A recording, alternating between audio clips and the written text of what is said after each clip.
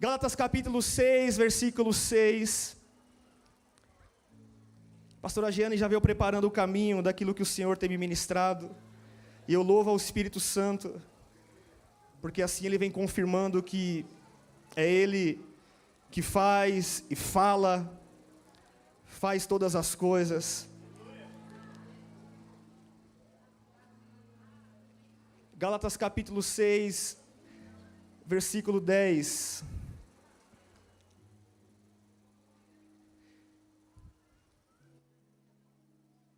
Por isso, enquanto tivermos oportunidade, façamos o bem a todos, mas principalmente as da família da fé. Aleluia, volta um pouquinho, por favor. Eu fui lá para o versículo 10, vamos aqui para o versículo 6. Mas aquele que está sendo instruído na palavra, compartilhe todas as boas... Vamos lá. Mas aquele que está sendo instruído na palavra, compartilhe todas as coisas boas com aquele que o instrui. Não se engane de Deus, Deus não se zomba, pois aquilo que a pessoa semear, isso também colherá. Quem semeia para a própria carne, da carne colherá corrupção. Mas quem semeia para o Espírito, do Espírito colherá a vida eterna. E não cansemos de fazer o bem, porque no tempo certo faremos a colheita. Fala assim comigo, no tempo certo faremos a colheita. E quando é esse tempo? É esse ano. Se não desanimarmos. Por isso, enquanto tivermos oportunidade, façamos o bem a todos, mas principalmente aos da família da fé. Amém? Dê um aplauso a Jesus. Pode se assentar, por favor. Aleluia.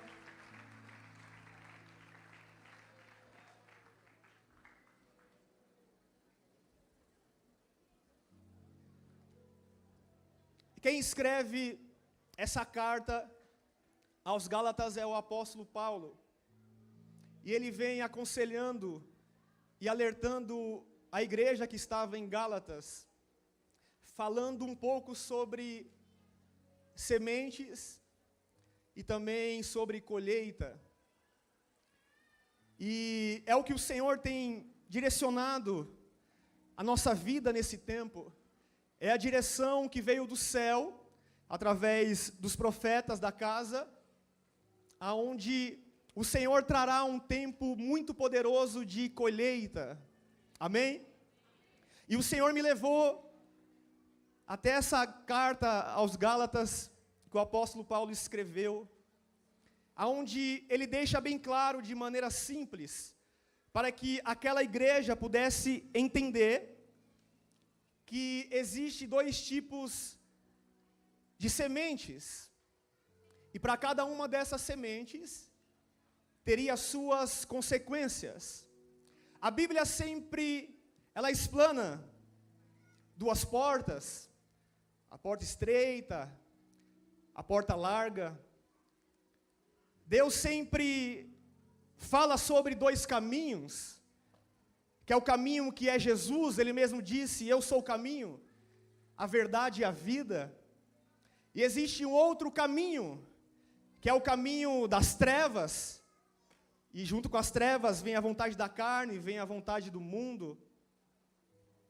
No reino do Espírito, não há neutralidade, não dá para as pessoas escolherem, viverem e plantarem duas sementes, e terem duas consequências.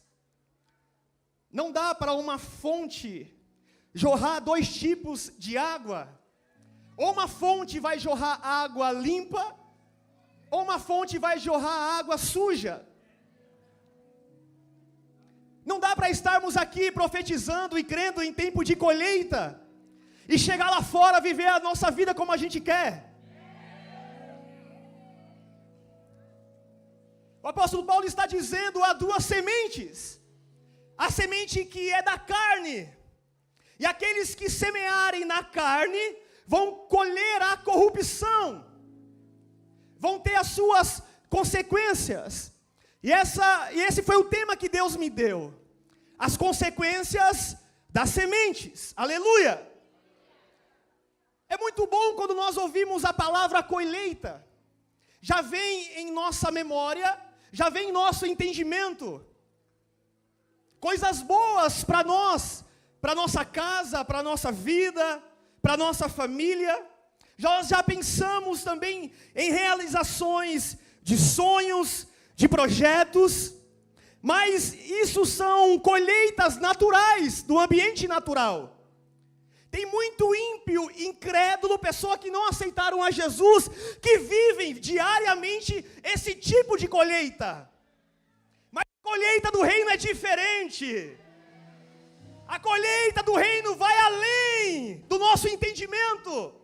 A colheita que Deus tem para nós vai além das coisas corruptíveis, vai além daquilo que a traça e a ferrugem pode consumir. As colheitas do reino são colheitas que o diabo não toca.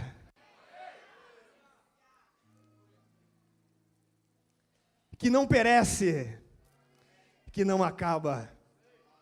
Sim, Deus, Ele quer também trazer muitas colheitas materiais. Deus, como Pai, Ele quer nos abençoar de uma maneira abundante, para que tudo que nós somos e possuímos, glorifique ao nome dEle.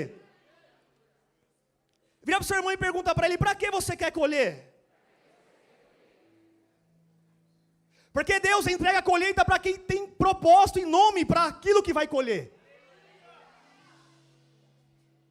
Quando Ana falou, Deus, eu quero colher, e essa colheita será para ti. Deus, Ele se levanta do trono, escuta a oração, e ela começa a gerar Samuel. Mas nós vamos chegar lá. Eu quero falar primeiro da colheita do reino.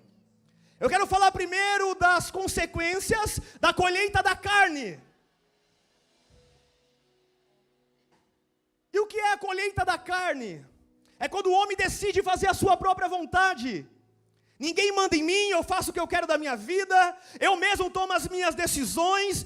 Quem é esse pastor para querer me instruir acerca da minha vida? Eu sou dono do meu umbigo, então você vai colher aquilo que as suas decisões vai te fazer colher. A colheita da carne é uma colheita aonde as pessoas semeiam atitudes de pecado. Sementes são decisões, e colheitas são consequências das nossas decisões. Em Deuteronômio, capítulo 11, 26, Deus diz, eu coloco sobre vocês a bênção e a maldição. Está a escolha de todo homem, aquilo que ele quer viver para a sua vida. A nossa vida que estamos levando hoje, é reflexo da semeadura de ontem. É aquilo que nós semeamos há anos atrás.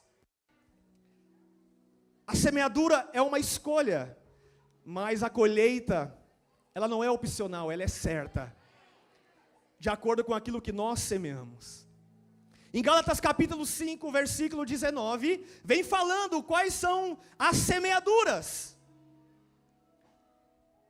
que as pessoas decidem semear na carne com as suas atitudes: porfia, idolatria, glutonaria, adultério, lascívia, fornicação. Momento de falarmos de colheita, não é só momento de a gente sorrir, é momento também da gente refletir a nossa vida. É o momento também de nos arrependermos, já foi falado sobre isso, foi o que Deus me entregou. Tem pessoas que primeiro precisam se arrepender, e eu me incluo nisso também. Eu preciso me arrepender, porque sem arrependimento nunca haverá colheita do reino.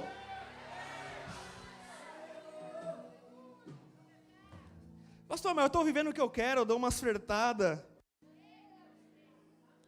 eu fico com algumas mulheres, mas eu tenho um carro bom, eu tenho uma casa boa, eu tenho um emprego maravilhoso.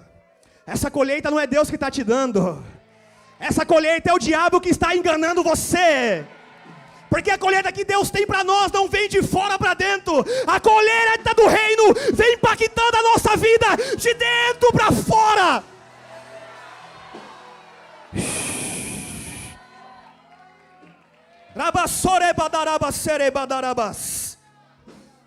Se você veio aqui buscando em uma igreja que vai mexer com as suas emoções, que vai fazer você ganhar dinheiro em 2025, não, você veio aqui no lugar errado. Nós estamos aqui não para fazer uma campanha, para ser abençoado. Nós estamos aqui para entender o propósito do reino. Aquilo que o Senhor quer que nós façamos, que agrade a Ele, para colher segundo a vontade dEle.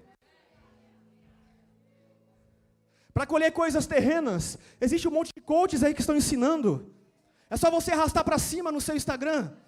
É só você saber administrar o seu dinheiro. É só você se formar, sabe, ser um doutor, um advogado, um médico, ou ser um bom empresário. Essa colheita são colheitas naturais. Eu preciso falar de alguém que semeou muitas coisas boas. Adoração, fidelidade. Mas no momento da sua vida, ele decidiu semear na carne. E a posição que ele tinha, não impediu dele receber o que a carne produziu para a vida dele. E eu preciso falar disso. Abre a sua Bíblia, por favor. 2 Samuel, capítulo 12, versículo 1. Fala para o seu irmão, todos colhem. Ninguém vai ficar de fora. A colheita é mais impactante do que a semeadura.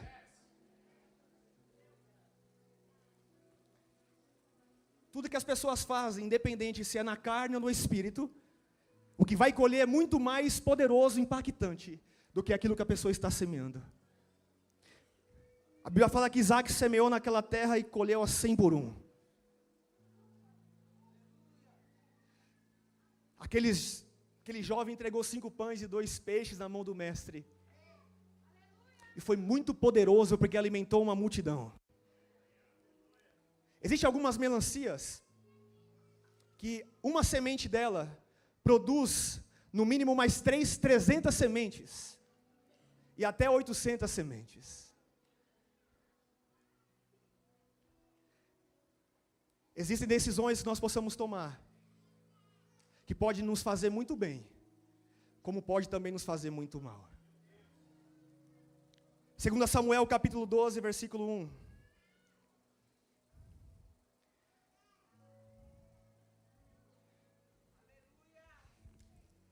Sim, ainda existe alguém que dá glória ainda. Esses aí que não quer colher dessa terra, esses aí quer colher aquilo que o Espírito quer fazer colher.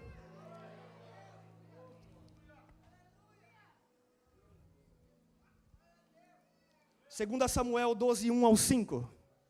O Senhor enviou Natã a Davi. Natã foi falar com Davi e disse: havia numa cidade 2 homens, um rico e outro pobre. O rico tinha ovelhas e gado em grande número, mas o pobre não tinha coisa nenhuma a não ser uma cordeirinha que havia comprado. Ele a criou e ela cresceu em sua casa, junto com os seus filhos. Comia da sua comida e bebia do seu copo. Dormia nos seus braços e ele a tinha como filha. Certo dia chegou um viajante à casa do homem rico, e este não quis pegar uma das suas ovelhas, ou um dos seus bois para dar de comer ao visitante que havia chegado. Em vez disso, pegou a cordeirinha do seu homem pobre e preparou para o homem que havia chegado. Então o furor de Davi se acendeu contra aquele homem, e ele disse a Natã: tão certo como vive o Senhor, o homem que fez isso, ele precisa morrer. Vamos lá. Então Natã disse a Davi: esse homem é você. Assim diz o Senhor, o Deus de Israel: eu ungi rei sobre Israel, e eu livrei das mãos de Saul. Eu lhe dei a casa de seu senhor e as mulheres de seu senhor em seus braços. Também lhe dei a casa de Israel e de Judá. E se isso fosse pouco, eu teria acrescentado tais e tais coisas. Porque então você desprezou a palavra do Senhor, fazendo o que era mal aos seus olhos. Com a espada você matou Urias, o heteu. Você tomou por esposa a mulher dele, depois de o matar com a espada dos filhos de Amon. Agora, pois, a espada, jamais, fala assim comigo, jamais se afastará da sua casa, porque você me desprezou e tomou a mulher de Urias, o heteu, para ser sua mulher. É muito poderoso falar que Davi se tornou rei. É muito poderoso falar que de um pastor de ovelhas, ele se tornou uma pessoa muito relevante, um grande líder, que até hoje é muito lembrado. E tudo isso ele viveu por conta de uma colheita da sua fidelidade, da sua entrega a Deus. Deus cumpre promessas. Deus faz pessoas colher. Pessoas que são fiéis. Pessoas que obedecem a sua palavra. A colheita que Deus tem, nós só iremos colher se nós mantermos a nossa integridade e fidelidade a Ele. Só que chegou um tempo na vida de Davi, que ele decidiu não semear no Espírito.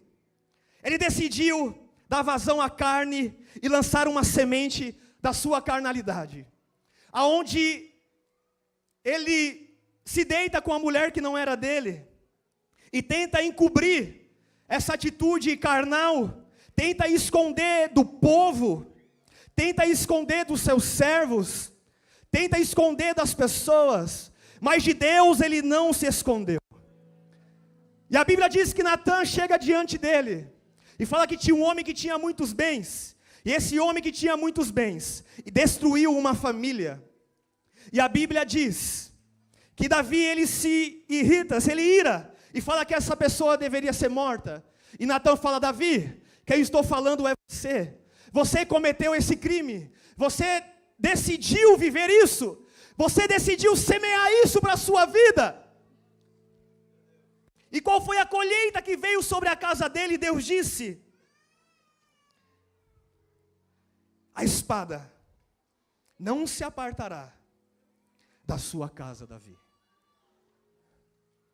Não é porque nós estamos há anos na igreja, não é porque o Espírito Santo já nos fez falar em línguas, não é que nós somos líderes, ou obreiros, ou apóstolos, ou pastores, ou evangelistas, que nós não temos que vigiar naquilo que nós semeamos, porque no tempo da colheita está se intensificando, tantas escolhas ruins, e também escolhas assertivas.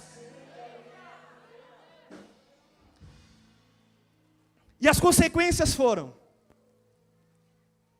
o seu filho Aminon pega a sua filha Tamar e se deita com ela forçada.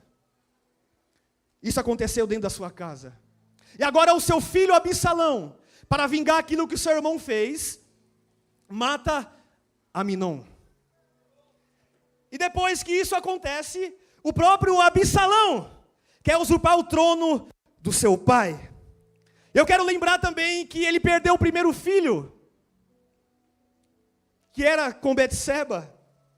E isso foi as consequências daquilo que ele cometeu diante do Senhor. Gálatas capítulo 6, o apóstolo Paulo está falando: aquele que semeia na carne, vai colher na carne. Mas aquele que semeia no Espírito, vai colher no Espírito.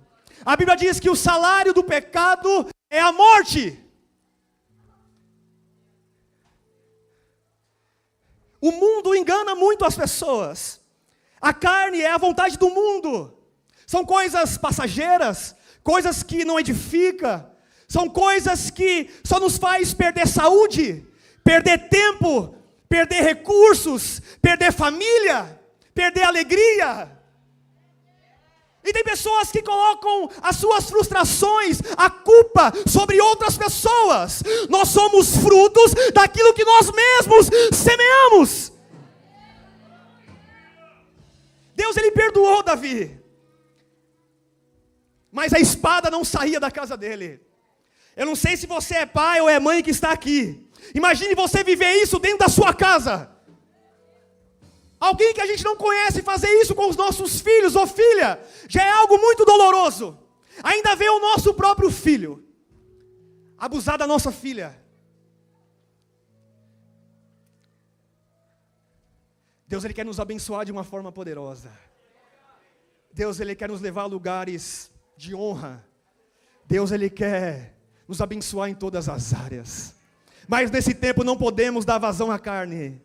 Não podemos dar lugar para o diabo. Não podemos dar brecha para os amalequitas, os amonitas, roubar a colheita que Deus tem. Sabe por quê? No tempo de Gideão eles perdiam as colheitas.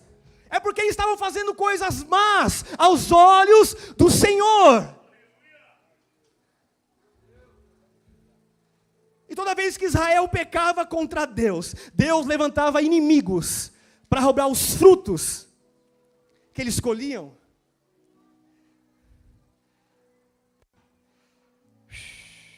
Talvez tem pessoas que estão aqui, que até o final do ano de 2024, você tem semeado na carne, escolhido o mundo, escolhido o pecado, mas você não está aqui à toa. Deus veio para te entregar outra semente. Deus veio para te entregar uma outra oportunidade. O diabo me entregou muita semente no mundo, e a semente que ele me entregava era mentira, era bebida, era drogas, era prostituição, e isso me trazia morte, vergonha. Mas um dia Jesus me encontrou, e Ele me deu uma outra oportunidade, para que eu possa entregar uma outra semeadura, para trazer um outro resultado na minha vida.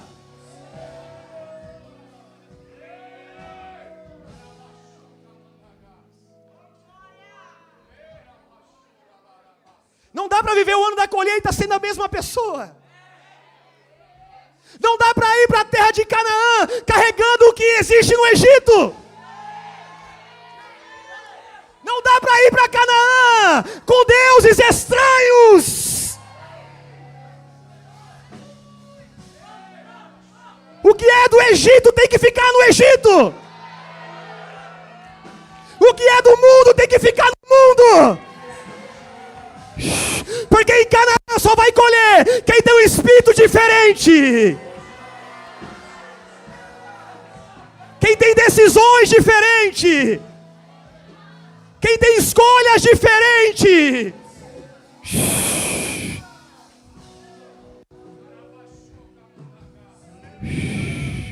Eu creio que há pessoas aqui que não estão de olho somente na colheita, mas está prezando naquilo que vai semear em Deus. Ele dá semente ao que semeia. Deus, Ele nunca faz tudo sozinho. Sempre existe uma parte que é nós que fazemos. Se eu e você semearmos no Espírito, fica tranquilo que o crescimento é Ele que vai dar. O apóstolo Paulo, ele disse: eu, Paulo, planto, Apolo rega, mas é Deus que dá o crescimento.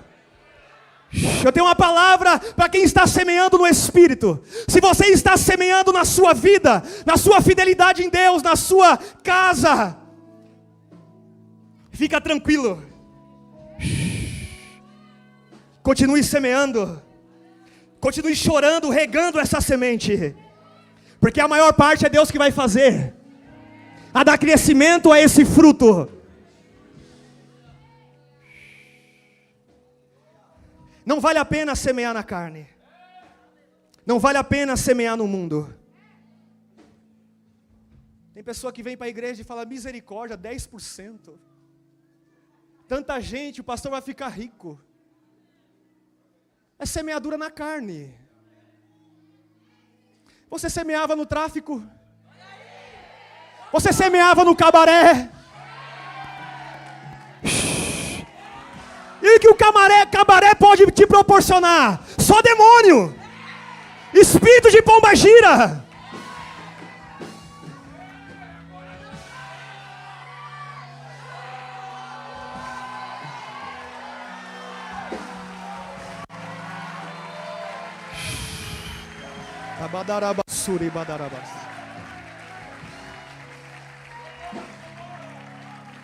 Eu posso falar ou não posso?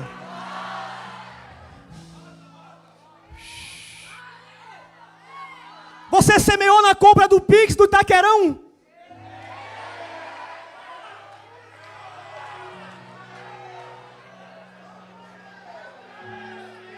E para ofertar para Deus, vem com R$2, com a miséria triste.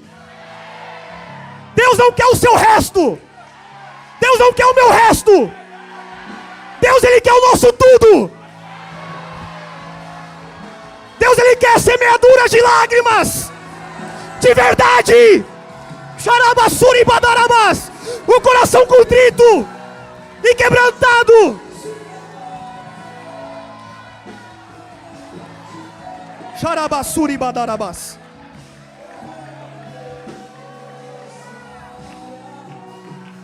Qual mudança o Corinthians está promovendo nas pessoas naquele estádio? Nenhuma.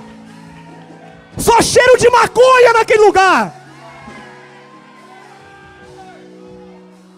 Mas quem semeia no reino profético, no reino de Deus, que é muito fértil, é isso aqui que Deus está fazendo.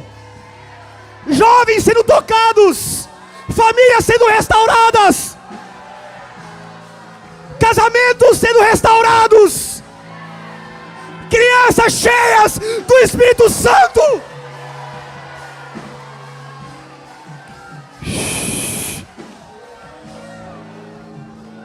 Xarabassuki de badarabás.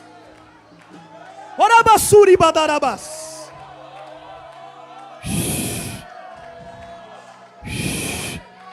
Chega de pegar a semente das trevas. A semente em nossas mãos é só semente de reino.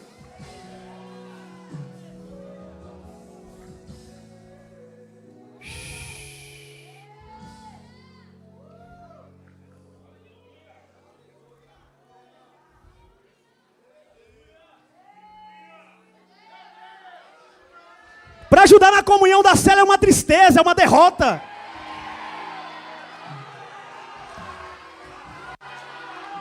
Nunca tem dinheiro, sempre está quebrado.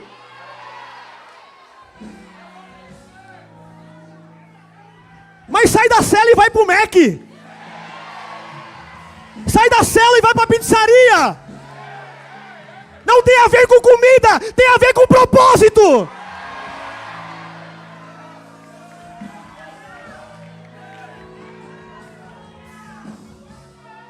Não, para viver a colheita tem que mudar a mentalidade. Chega de mentalidade antiga. Pessoas com essas mentalidades não vão suportar esse tempo. Não vão permanecer nesse tempo. A colheita que Deus tem é só para quem tem coragem. É só para quem tem um espírito diferente. O mesmo espírito que estava sobre Josué e Caleb. E é sempre a minoria. É sempre a minoria. Mas tem algumas minorias que estão presentes aqui hoje. Deus não precisa de muitos. Deus não precisa de multidão.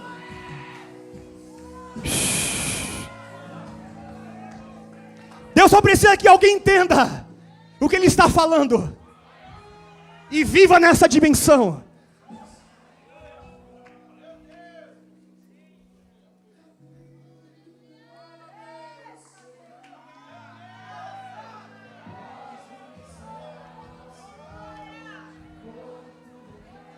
Ruth capítulo 2, versículo 1. Eu vou falar agora de sementes do Espírito, para fluirmos na vontade do Senhor. A vontade da carne é a vontade do mundo, a nossa, mas do Espírito é a vontade de Deus. Não sei quantos mil esboços foi do ano passado. Uma igreja fluindo no Espírito. E quem fluiu no Espírito, agora vai colher no Espírito. Colheita do Espírito. Ruth capítulo 2, versículo 1. Quem tem pressa para ir embora, fala amém.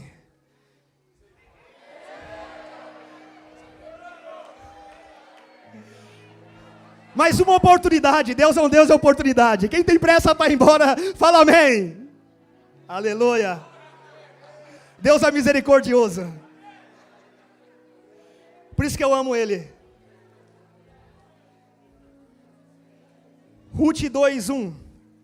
Noemi tinha um parente de seu marido, dono de muitos bens da família de Elimeleque, o qual se chamava Boaz. Ruth, a moabita, disse a Noemi: deixe-me ir ao campo para apanhar espigas, atrás daquele que permitiu fazer isso. Noemi respondeu: vá, minha filha. Ela se foi, chegou ao campo e apanhava espigas, atrás dos ceifeiros. Não importa estar colhendo na frente ou atrás, do lado do outro, o importante é estar no campo. Não importa se entrega água, se olha carro, se lava banheiro, se prega ou não prega, o importante é estar no campo. Não importa se o pastor manda mensagem ou não manda, se o irmão me cumprimentou ou não, não, o importa é estar no campo.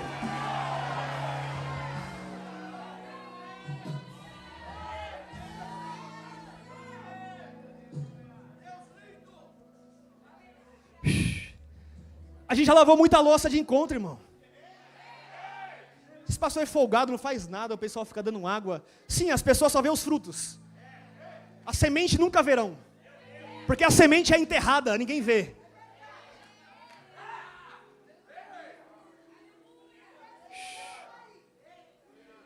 O diabo vai ficar mais endemoniado, mais ainda com o meu e os seus frutos.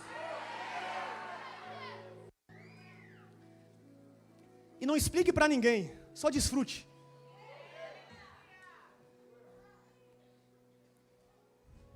Colheita não traz admiradores. Colheita atrai perseguidores e invejosos.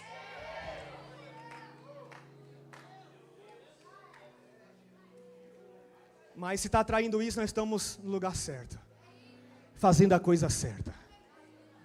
Deixe que fale. Estamos numa grande obra e não podemos parar.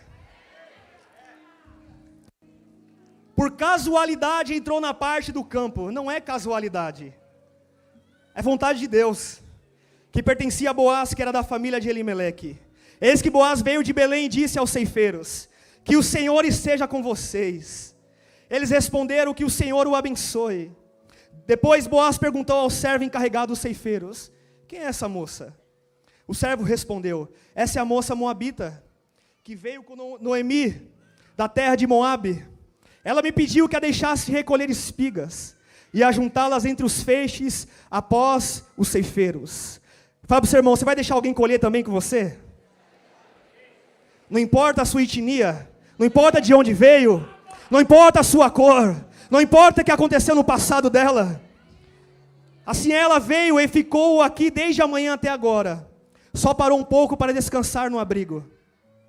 Então Boaz disse a Ruth: escute, minha filha, você não precisa ir colher em outro campo, nem se afastar daqui. Fique aqui com as minhas servas, fique atenta ao campo onde forem colher, e vá atrás delas. Eu dei ordem aos servos para que não toquem você.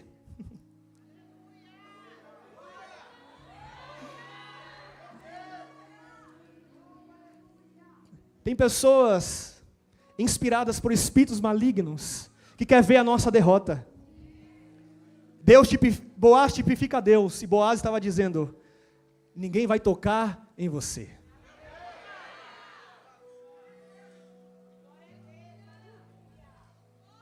O que é meu e seu consagrado a Deus, ninguém toca.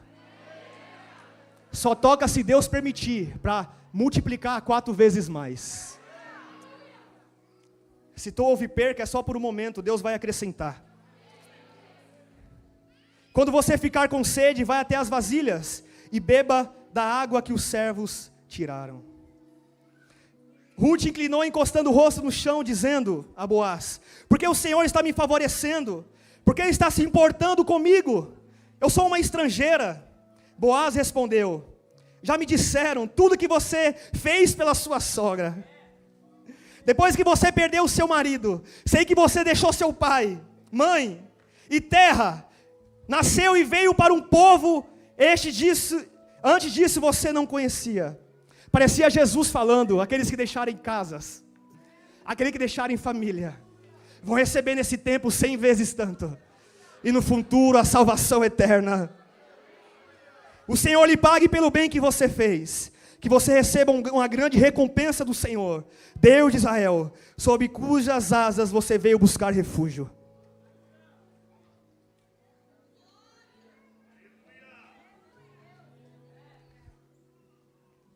uma família de Belém, decidem se migrar para Moabe, porque em Belém não tinha mais colheita, e era o seu significado, Belém, a casa do pão, só que não tinha mais pão, não tinha mais colheita, e essa família decide se mudar para Moabe por causa dessa crise.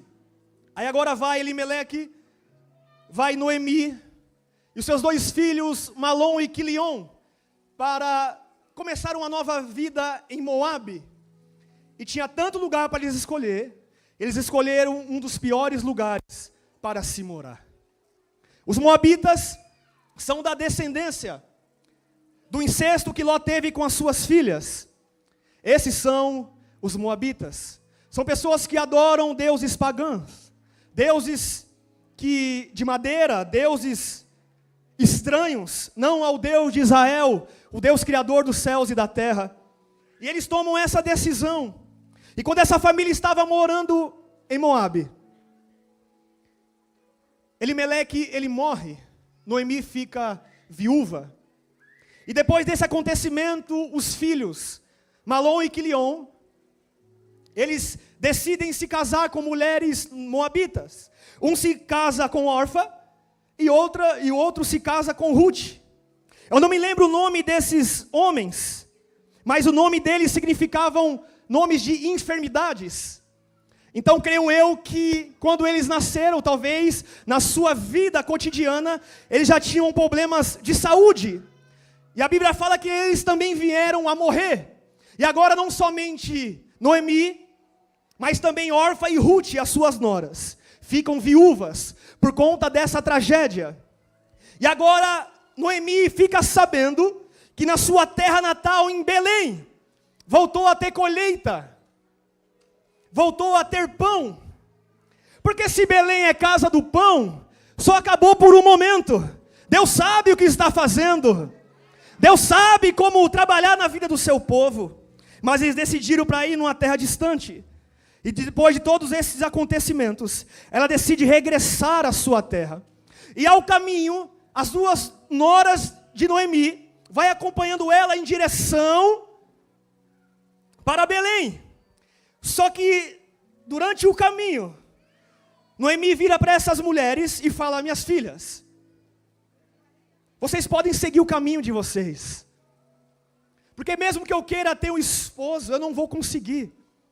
Vocês podem decidir voltar para a família de vocês. Vocês são livres. E a Bíblia fala que uma das suas noras, chamada Orfa, ela decide regressar, voltar para trás e não ir mais em direção a Belém. E a Bíblia fala que não somente ela voltou para Moabe, mas também ela voltou para os deuses de Moabe. Ela não queria prosseguir e viver na terra de Belém, viver uma vida nova e servir ao Deus Todo-Poderoso. Mas Ruth olha para ela e fala: não insista, porque eu não te deixarei. O seu povo é o meu povo,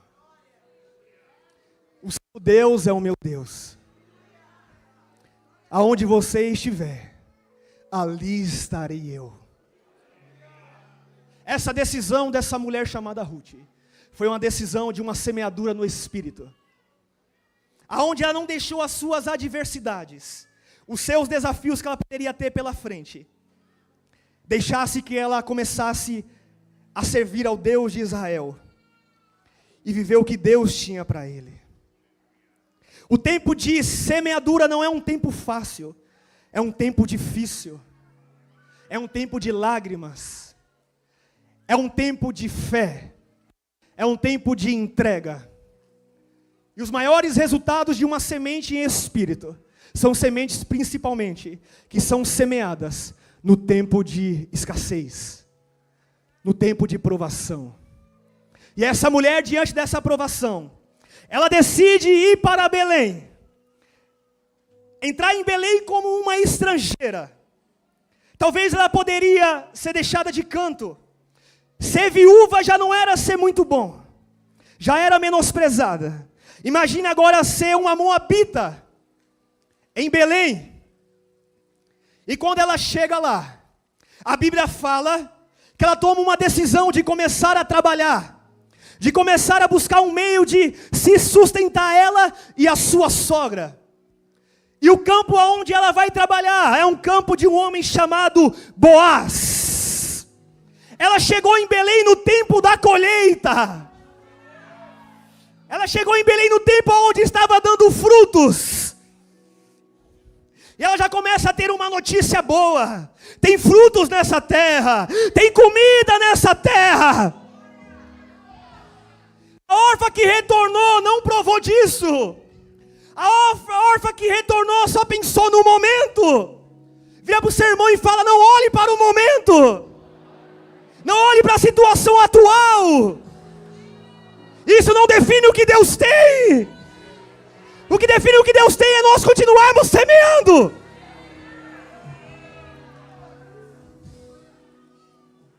Quem retrocede não colhe o que Deus tem.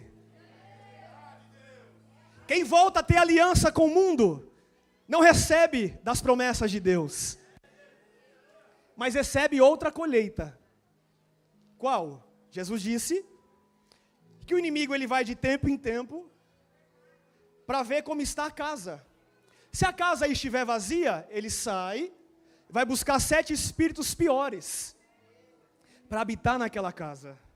Para quem decide não viver mais com Cristo, já tem uma colheita esperando, mas 7 espíritos piores daqueles que a pessoa já vivia no mundo. Talvez a pessoa não traficava, mas quando retornou começou a traficar. Talvez a pessoa não bebia, mas quando deixou de viver com Cristo, se afastou, começou a beber. É porque a situação ficou pior. Por isso que é uma luta para alguém voltar para Cristo. Para alguém voltar a viver com Cristo que se afasta. Mas se você veio nesse culto, nessa noite, nessa condição, o Senhor ele é poderoso de mandar todos esses espíritos imundos embora hoje. Ele pode te perdoar, Ele é aquele que perdoa, Ele é aquele que purifica. Através da escolha de arrependimento, o diabo ele pode bater em retirada da sua vida, da sua casa, das suas emoções.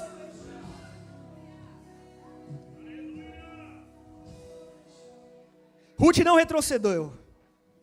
Ela foi para o campo, e sabe como ela estava colhendo? Os ceifeiros colhiam, e as migalhas que sobrava, ela pegava.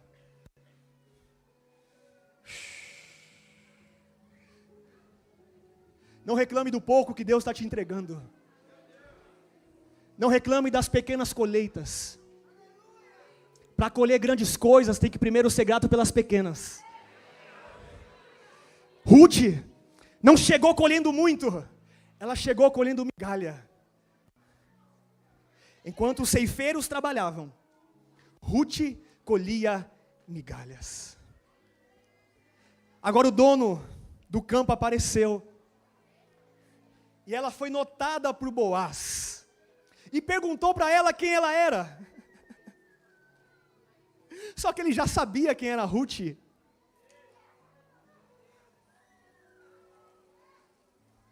Deus já sabe quem você é. Deus já sabe quem nós somos. Deus nos conhece como ninguém. Ela falou: mulher, falaram da sua história para mim. Falaram da sua fé. Falaram da sua semente. Você decidiu deixar a sua casa, os seus pais. Como estrangeira veio para essa terra. Se aliançou com Deus e com a sua sogra. Isso mexeu com o coração de Boaz. E Boaz falou: ninguém mexe com Ruth. Ninguém toca nela. Ela não vai colher em outro lugar, ela só vai colher aqui nesse campo. Boaz, ele simboliza o nosso Deus, tipifica Cristo. Deus, ele está olhando toda a semente que nós plantamos.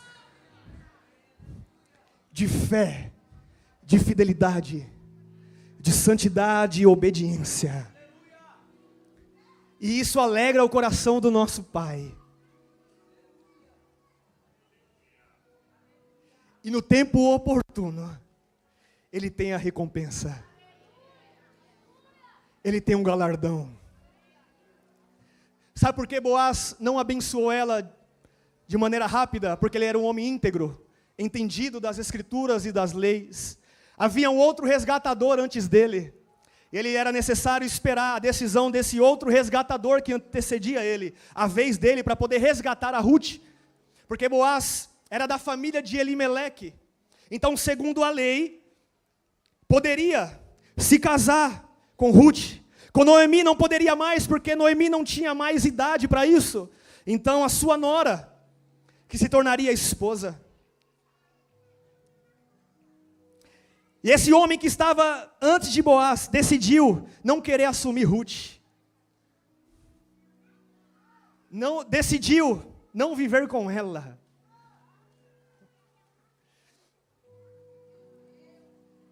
O mundo nos frustra. O pecado nos detona. No começo é muito bom. Mas depois começamos a comer bolotas de porcos. Talvez você chegou aqui, o seu pai não te quis. A sua família não te quis. Você chegou aqui como um esquecido. Como alguém que não tem valor diante da sociedade. Aquele resgatador não queria Ruth.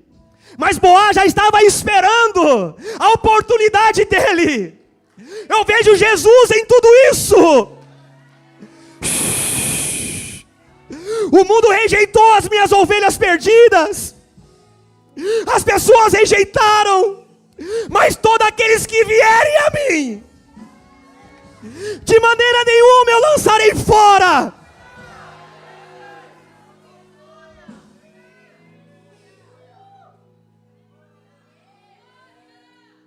Esse é o nosso Boaz, o nome dele é Jesus.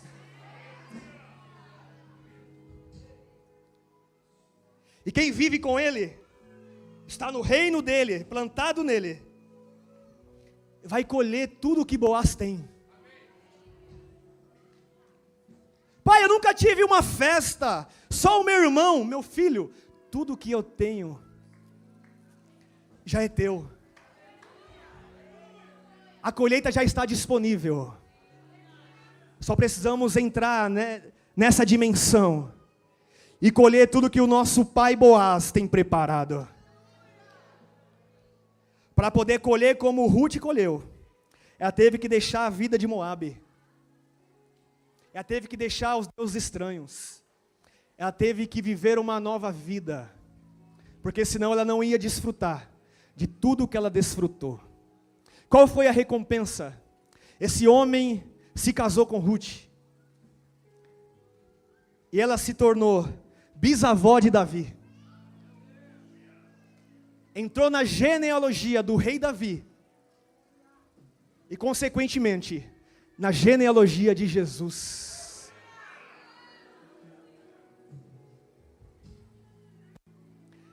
Ela pensou que só teria comida. Ela pensou que só teria água. Mas a entrega dela mudou a história. Mudou gerações. E até hoje estamos falando daquilo que ela viveu em Deus. As colheitas carnais e do mundo é só para agora. Mas as colheitas que é do reino, vai continuar falando até depois da nossa morte. 1 Reis 17, 8. Eu preciso correr. 1 Reis 17, versículo 8.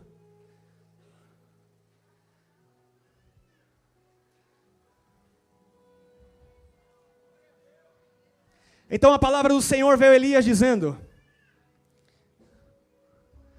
versículo 9, levante-se e vai para Serepta, que pertence a Sidom, e fique por lá. Ali ordenei uma viúva que dê comida para você. Deus tem um negócio com desprezados, com os pequenos. Então ele se levantou e foi a Serepta, chegando ao portão da cidade. Encontrou uma viúva que estava apanhando lenha. E ele a chamou e lhe disse, por favor, traga-me um pouco de água numa vasilha, para que eu possa beber. Quando ele já estava indo buscar a água, Elias a chamou e lhe disse: traga-me também um bocado de pão, por favor. Porém ela respondeu: tão certo como vive o Senhor seu Deus, não tenho nenhum pão assado, tenho apenas um punhado de farinha numa panela, e um pouco de azeite num jarro.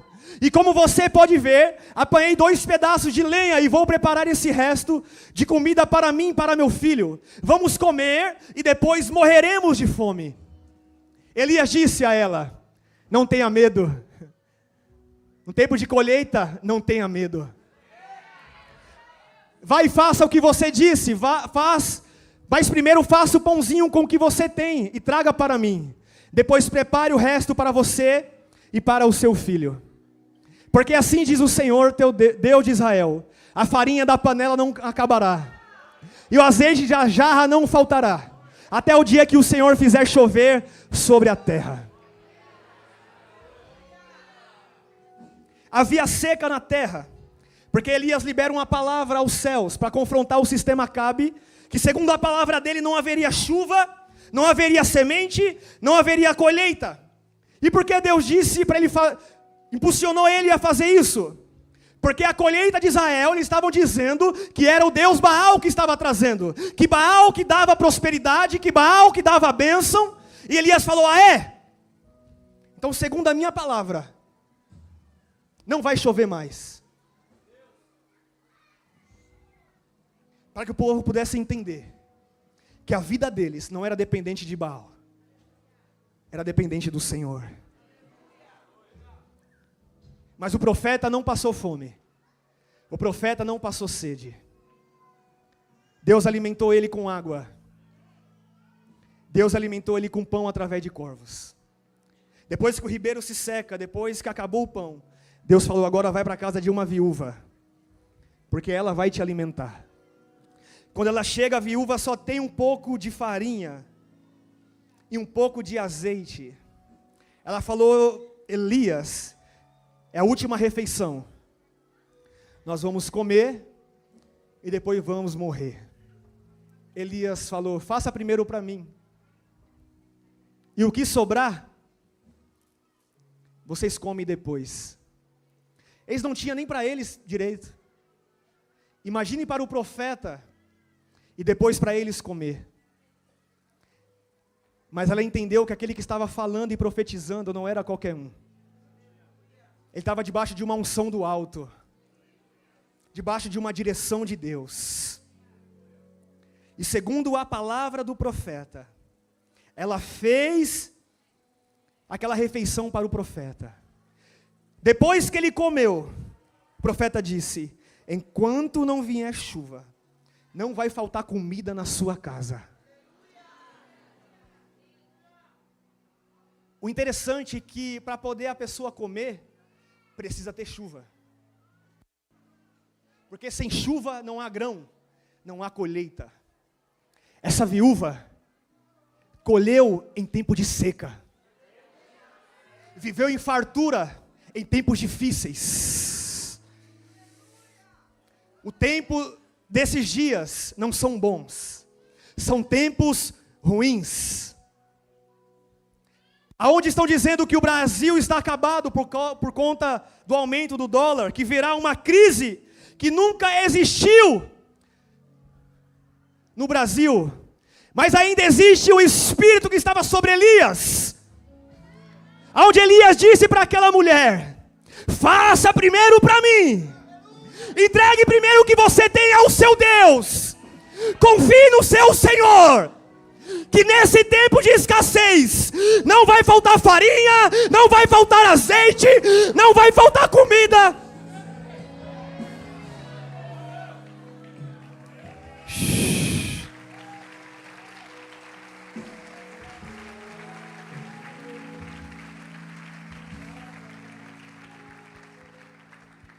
Não importa quem vai governar, se é a direita ou se é a esquerda, se o dólar vai subir ou vai abaixar. Porque no tempo de escassez, quem vai nos fazer colher vai ser o Senhor. Nós não tivemos tanto crescimento como nós tivemos na pandemia. Foi outro momento de crise. Mas é nesses ambientes que o Deus de Elias aparece. E está procurando pessoas como essa viúva, que estão semeando em tempo de crise, em tempos difíceis. Parecia que Elias queria se aproveitar dela. Elias estava dando uma oportunidade dela viver uma colheita que ela nunca viveu na vida dela. Eu acho que ela colheu sem chuva muito mais do que ela já tinha colhido com chuva na vida dela. Sabe o que Deus está dizendo nesse tempo de 2025? Não importa as notícias do Brasil, para aqueles que estão debaixo de uma palavra e vivendo em obediência em espírito, vai ter uma colheita que nunca colheu na sua vida. Vai viver de provisões que nunca viveu na sua vida. Se você viajou para fazer a obra em 2024, no tempo da colheita, você vai viajar mais ainda. Se você enviou discípulos, no tempo do envio, no tempo da colheita, você vai enviar mais ainda. Porque no tempo da colheita, tudo se intensifica.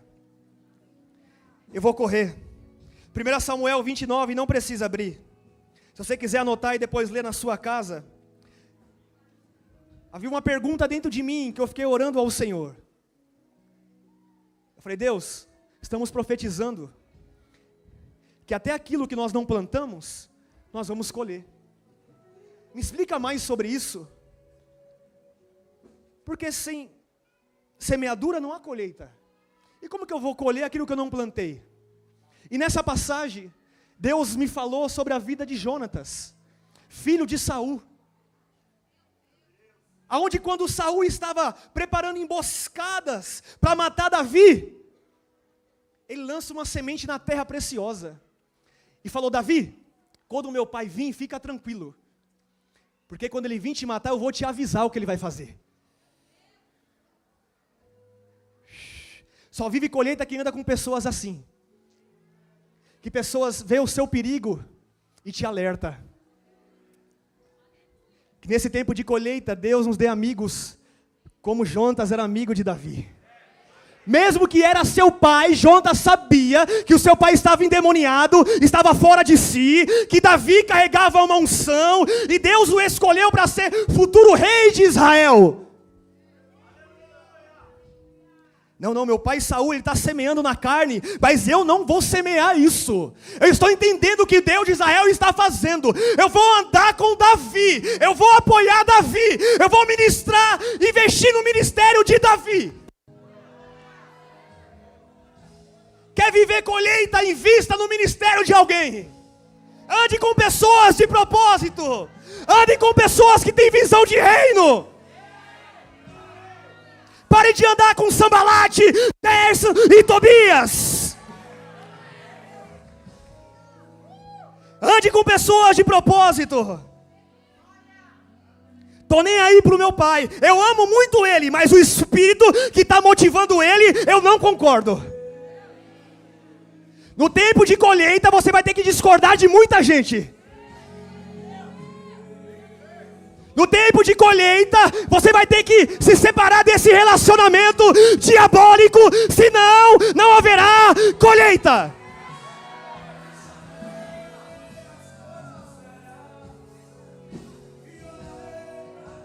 Relacionamentos também influencia o que nós vamos colher.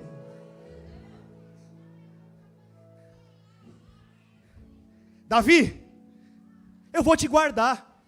Fica tranquilo, eu vou te avisar. Tem pessoas chegando na gente, eu sou contigo, estamos juntos. Quando vira as costas, só fala mal.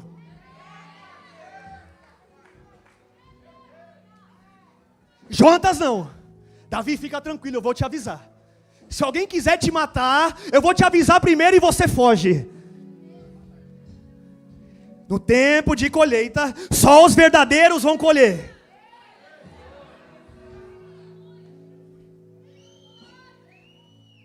Só que Jonatas não é bobo. Jonatas, ele é profético. Davi, quando você se tornar rei, Lembra da minha geração.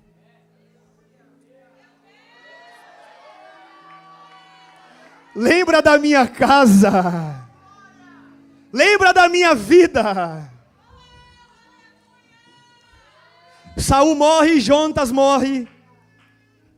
Mas um filho de Jonatas não morre. E principalmente a palavra e a semente de Jonatas não morre.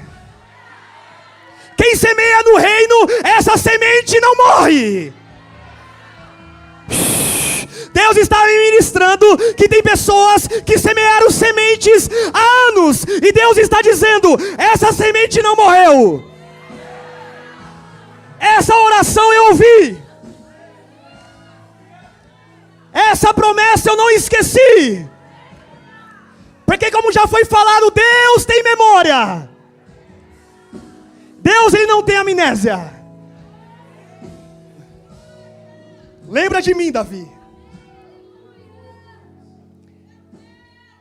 Agora ele está no palácio, desfrutando das promessas realizadas e cooperando para o propósito, cuidando do povo de Israel. E ele lembra da fidelidade de Jonatas.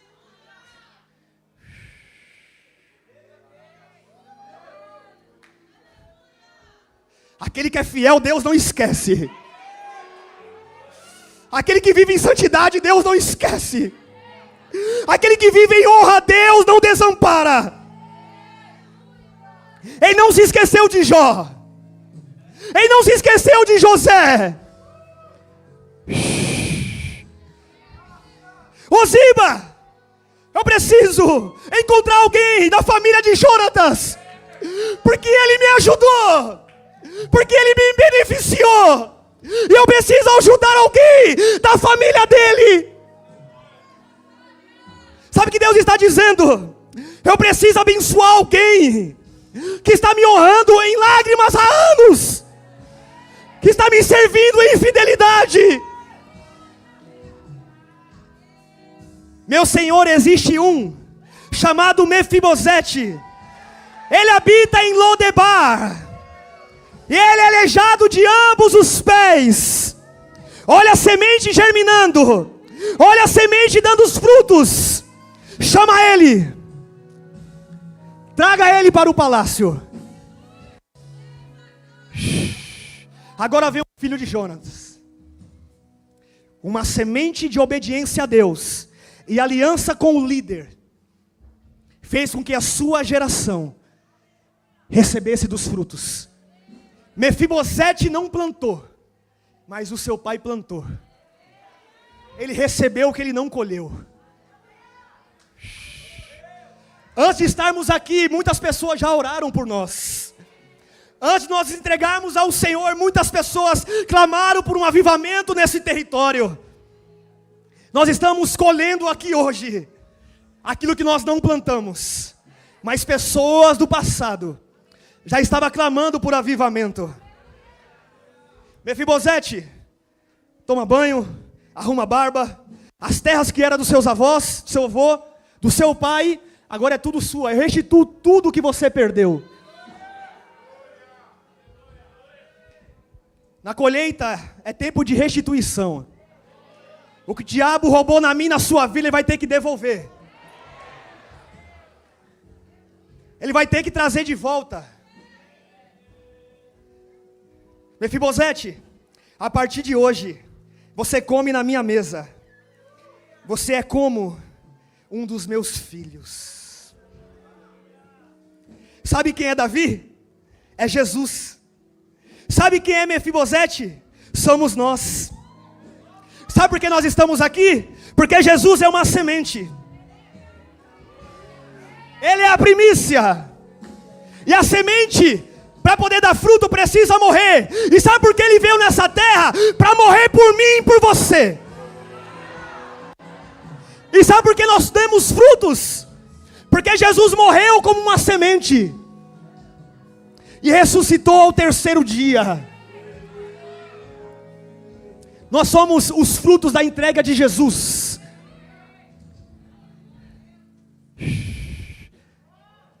Ele é a videira verdadeira. e nós somos os ramos. Aquele que está ligado nele dá muitos frutos. Para encerrar, Lucas capítulo 12, versículo 16. A maior semeadura que existe e que existiu foi a semeadura de Jesus. O próprio Deus é o que mais nos ensina a respeito de plantar. Deus plantou o seu único filho. Ele ficou na terra 3 dias, para que eu e você pudesse estar aqui ouvindo essa palavra. Sabe como nós vamos ganhar a nossa família? Morrendo. Quem não morre não dá fruto. Só dá fruto quem é semente primeiro. Só dá fruto quem é semente. O que é morrer? Negar o mundo, a carne, os prazeres, dar bom testemunho, fazer o bem em todo o tempo, porque assim nós colheremos dos frutos. Lucas 12, 16 ao 21. E Jesus contou ainda uma parábola dizendo: o campo de um homem rico produziu com abundância. Então ele começou a pensar: que farei, pois não tenho aonde armazenar a minha colheita? Até que disse: já sei, destruirei os meus celeiros, construirei outros maiores, e aí armazenarei todo o meu produto e todos os meus bens. Então direi à minha alma: você tem em depósito muitos bens, para muitos anos descanse, coma, beba e aproveite a vida. Fala assim: na colheita não é tempo de descansar, é tempo de trabalhar. Então direi à minha alma, vamos lá, dá para continuar. Deus lhe disse: louco, esta noite lhe pedirão a sua alma, e o que você tem preparado, para quem será? Aqui fala de um homem que colheu muito, muito, aonde os seus celeiros não cabia mais, de tanta colheita que ele possuiu. E ele não sabia o que fazer com essa colheita. Ele disse: destruirei, e vou guardar mais ainda, para a sua própria alma. Toda a colheita que Deus dá para nós temos que dar um destino para ela. Nunca será somente para nós, nunca será sobre nós, e nem o que nós podemos fazer.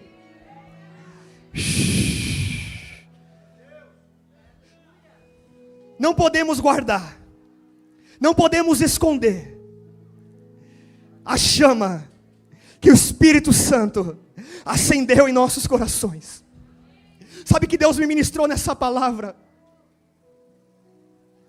Deus não nos chamou para ganhar as pessoas e ficar em 4 paredes guardadas até Jesus voltar. Deus nos dá colheitas e filhos, para que esses filhos possam ir e dar mais filhos e mais frutos ainda. Sabe por que Deus está nos dando uma tremenda colheita?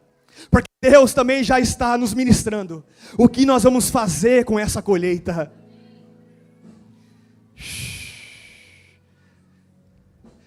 Vai ter mais encontros, vai ter mais cultos, vai ter mais células, vai ter mais casa de paz, vai ter mais igrejas sendo abertas, vai ser mais crianças sendo alcançadas. Em breve teremos um orfanato nesse lugar.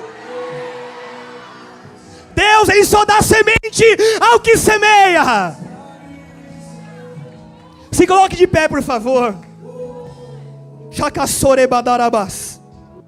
Toda semente que Deus deu para alguém na Bíblia é para que essa semente gerasse um propósito para o reino.